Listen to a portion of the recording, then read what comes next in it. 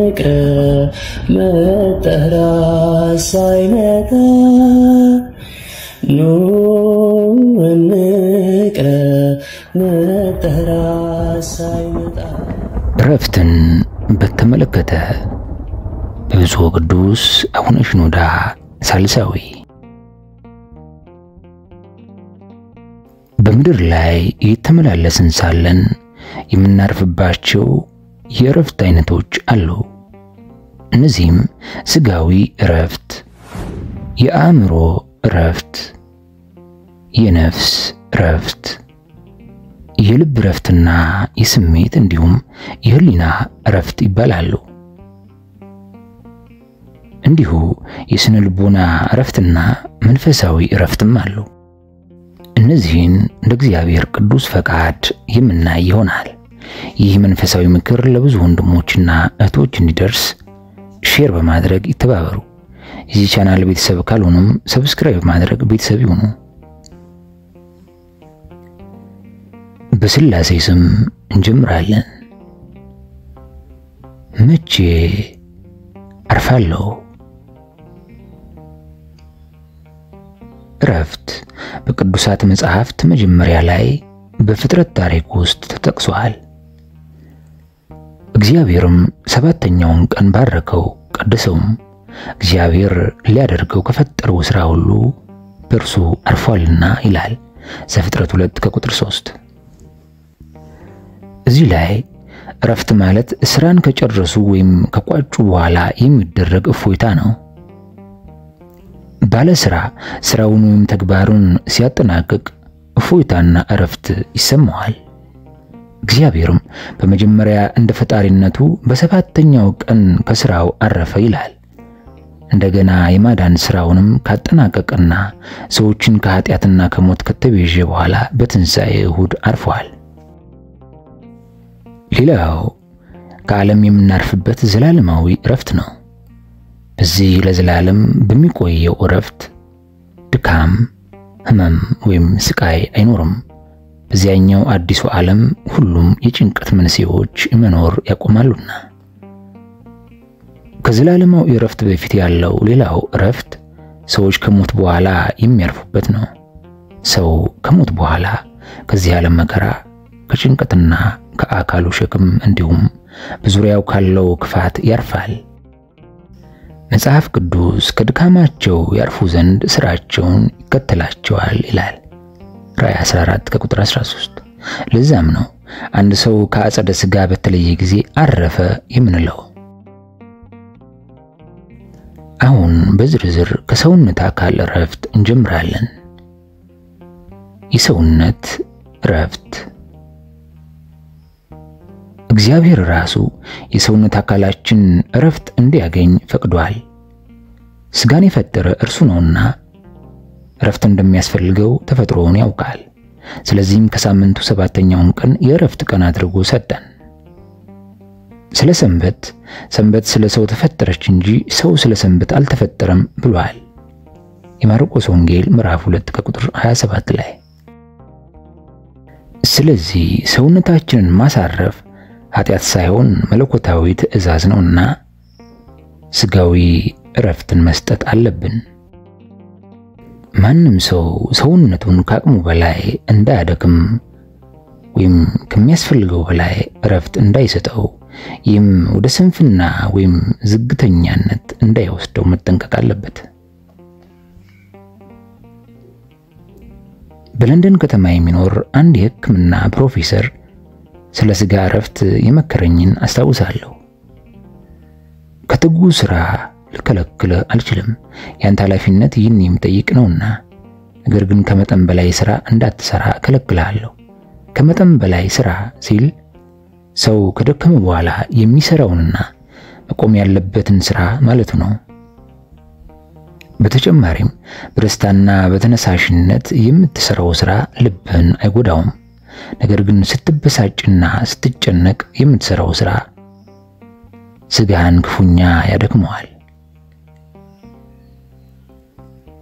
በስራችን ደስተኛ መሆን በቶሎ ድካም እንዳይሰማን ያደርገናል። በስነ ልቦና ወይም በአእምሮ እረፍትና በአካላዊ እረፍት መካከል ግንኙነት አለ። ያልተጨነቀ መንፈስ የሰውነትን ሸክም ሊሸከም ይችላል። ነገር ግን መንፈስ ሲታወቅ ሰውነት ድካም ይሰማዋል። አንዳንድ የሳይንስ ሊቃውንት እንደሚሉት ሰውነታችን ለተገቢው ሥራ ምቹ ይሆን ዘንድ ያለ እረፍት ለረጅም ጊዜ እንዲሰራ ማድረግ የለብንም ይላል። ለረጅም ሰዓታት መስራት ግድ በሚሆንበት ጊዜ በየመሃሉ ለጥቂት ደቂቃዎች እንኳን ሰውነታችን የተወሰነ እረፍትን ይሻል። በሥራ መሃል የሚሰጥ የሻይና የምሳ እረፍት ለዚህ ዓላማ የተወጠነ ነው፣ ሰውነታችን እንዲያገግምና እረፍት እንዲሰማን። እንዲሁም የታመመ ሰው ብዙውን ጊዜ ሙሉ እረፍት ያስፈልገዋል። ብዙ ካወራ ወይም ካዳመጠ ይደክመዋል። በማንኛውም ድምፅ፣ እንቅስቃሴ ወይም ሐሳብ ይደክማል። በዚህ ምክንያት ሆስፒታሎች የጉብኝት ሰዓቶችን ይገድባሉ። በረዣዥም ጉብኝቶች ወይም ማለቂያ በሌለው ንግግር የታመመን ሰው እንደምታጽናና አታስብ። የሰውነት እረፍት ከስንፍና ይለያል። ስንፍና ማለት አንድ ሰው የመስራት አቅም እያለው መስራት ሳይፈልግ ሲቀር ማለት ነው። ስንፍና ኃላፊነትን አለመወጣት የመሳሰሉ ብዙ መዘዞች አሉት። ስንፍና እንደ ክብደት መጨመርና ቀርፋፋነት ያሉ አካላዊ መገለጫዎችም አሉት። እነዚህም ሰውነታችን ተፈጥሯዊ ጥንካሬውን እንዲያጣ ያደርጉታል። እርጥበታማ የአየር ጠባይ ወደ ስንፍና እንደሚመራ የታወቀ ሲሆን ቀዝቃዛ የአየር ሁኔታ ግን ንቁና ቀልጣፋ እንቅስቃሴ ለማድረግ ይረዳል። እንቅስቃሴ በሰው አካል ውስጥ ሙቀት ይፈጥራል። ስለዚህ ቀሪ ሕይወታቸውን በቤት ውስጥ ወይም በመጦሪያ ማዕከል ውስጥ የሚያሳልፉ ጡረተኞች ቀርፋፋ ይሆናሉ። በአንጻሩ ጡረታ ቢወጡም በስራ ላይ የሚቆዩ ሰዎች በአካል ብርቱ ይሆናሉ። ልክ እንደዚህ ሁሉ በቤት ውስጥ ስራ ንቁ ሆነው የሚሰሩ ሴቶች ተቀምጠው ምንም ነገር ሳያደርጉ ከሚውሉ ይልቅ የተሻለ የሰውነት አቋምና ጤና ይኖራቸዋል። በአካል እረፍት ስንል ፍጹም እረፍት ማለት አይደለም።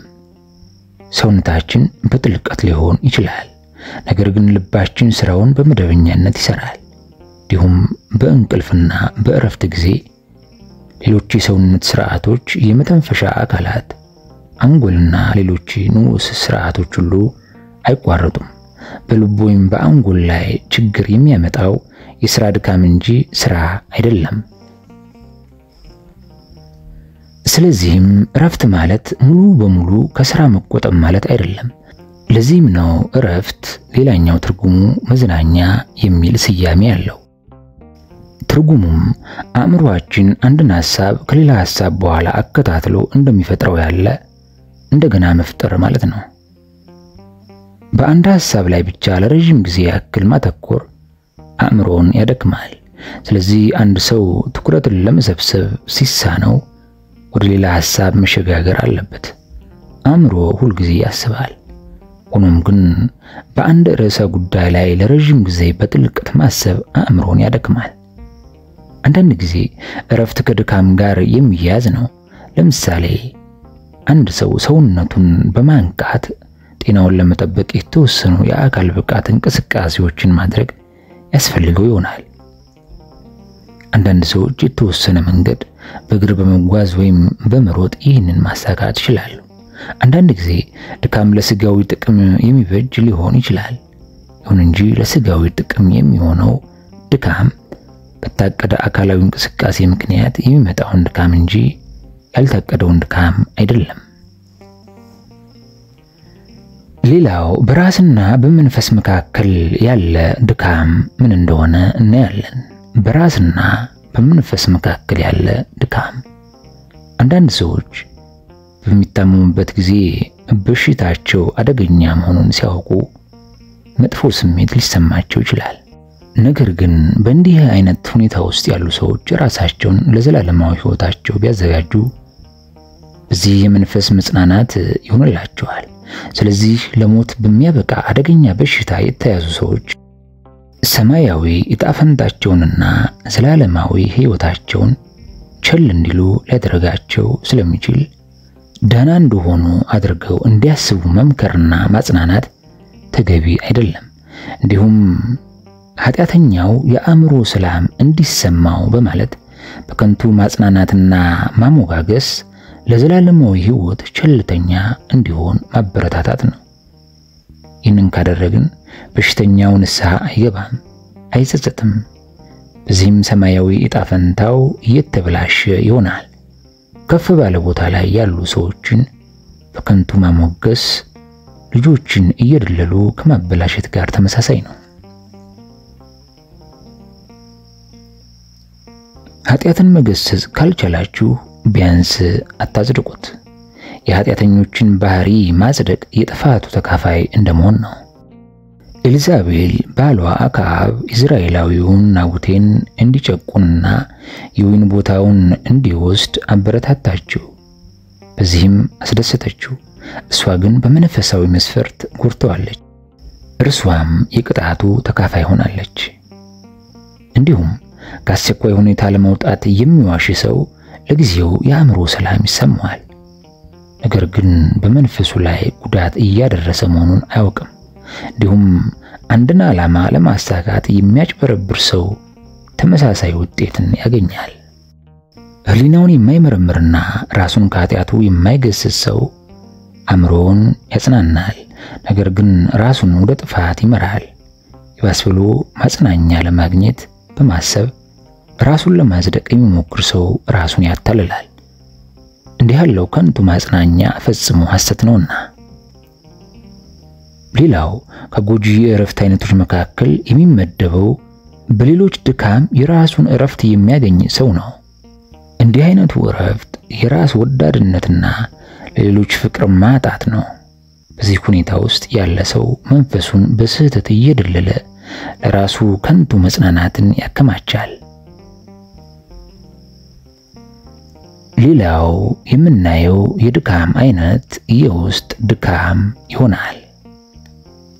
የውስጥ ድካም አንዳንድ ሰው ለድካም የሚያበቃ ውጫዊ ምክንያት የላቸውም። በምትኩ ግን ድካማቸው የሚመጣው ከውስጣቸው ነው። ከልብ ጭንቀት፣ መዛል፣ ጥርጣሬ፣ ፍርሃትና አፍራሽነት የሚመጣ ድካም ውስጣዊ ድካም ይባላል።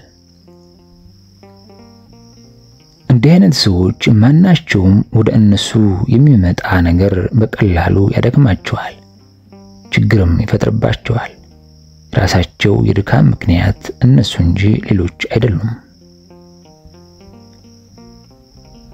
ንጹህ ሕሊና አንድ ሰው ሕሊናውን ወይም መንፈሱን ለማጽዳት ሲል አካላዊ ድካምን ሊታገስ ይችላል።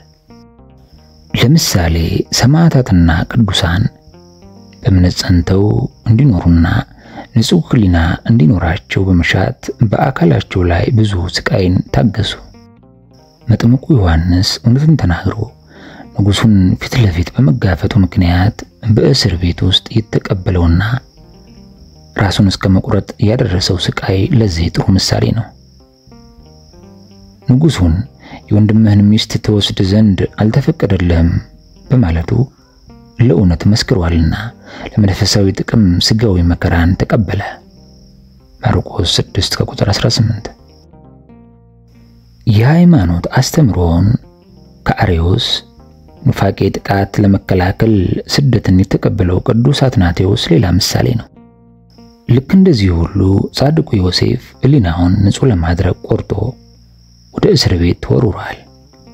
እርሱም በእግዚአብሔር ፊት እንዴት ኃጢአትን እሰራለሁ ብሎ የሥጋ ድካምን በፈቃዱ ተቀበለ። የምእመናን እረኞችም እንዲህ ያለውን የሰውነት ድካም ይቋቋማሉ። እንጎቻቸው እንዲጽናኑ ሕሊናቸውም ንጹህ እንዲሆን በመፈለግ የሥጋ ድካምን ይታገሳሉ። ይህ ለማንኛውም የመስዋዕትነትን መንገድ ለሚወስድ በሥራው ታማኝ በመሆን ለሚደክም ሰው ሁሉ ይሰራል።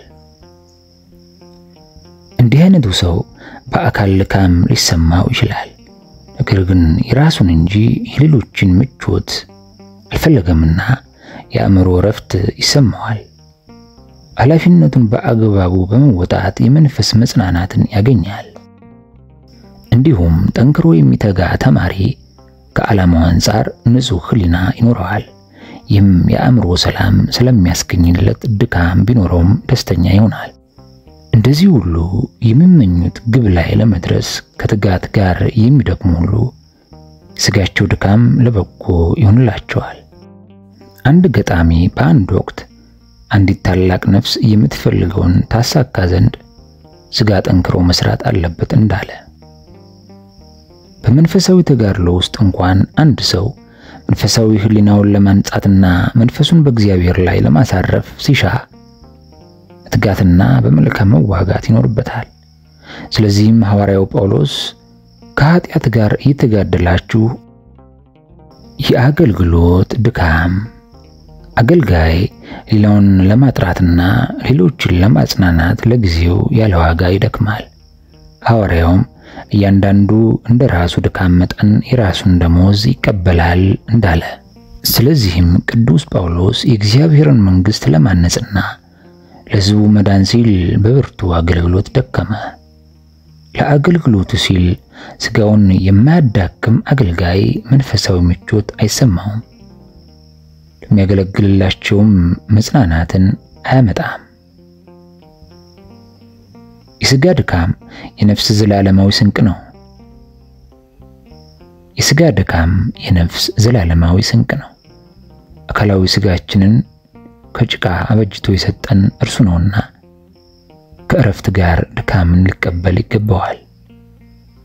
ለሁሉ እንደ ድካሙ የሚከፍል ጻድቅ አምላክ የጊዜውን ድካማችንን ችላ አይልም።